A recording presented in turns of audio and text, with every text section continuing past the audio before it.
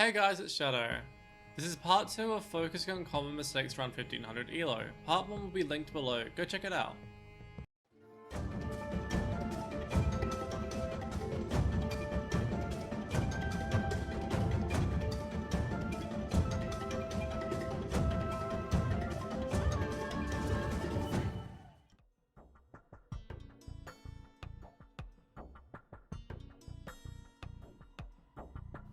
In the previous video, we looked at greedy peer pushing, throwing army, housing, not seeding farms proactively, reacting to scattered information slowly, being stubborn to attack a counter unit, and not scouting additional areas to attack.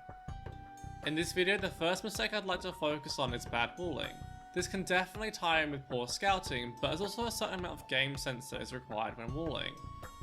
In this specific instance, I had not scouted the edge of the map, but based on my current scouting and using the minimap, it should have been obvious the most efficient wall was to the left towards the edge of the map. Having this bad wall towards the back of my base causes it to take a lot longer to finish, and it limits my re-walling options. If needed, I can make this second, longer wall if I am under pressure. Mistake number 2 I'd like to highlight is forgetting age up buildings. It's rarely an issue during Dark Age, occasionally if Blacksmith is forgotten during Feudal Age, but during the click up to Imperial Age, there's often at least one building missing to click up when the player is ready to.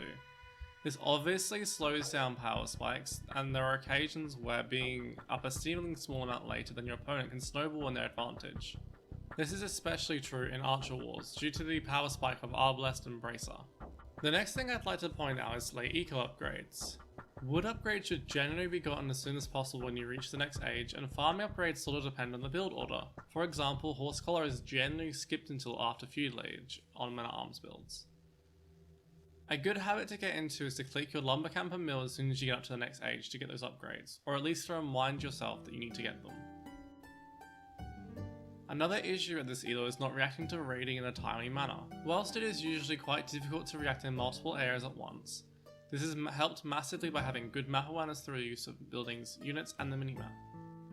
If you see units are about to attack your economy, you can react far quicker and keep more of your economy safe than would otherwise be possible.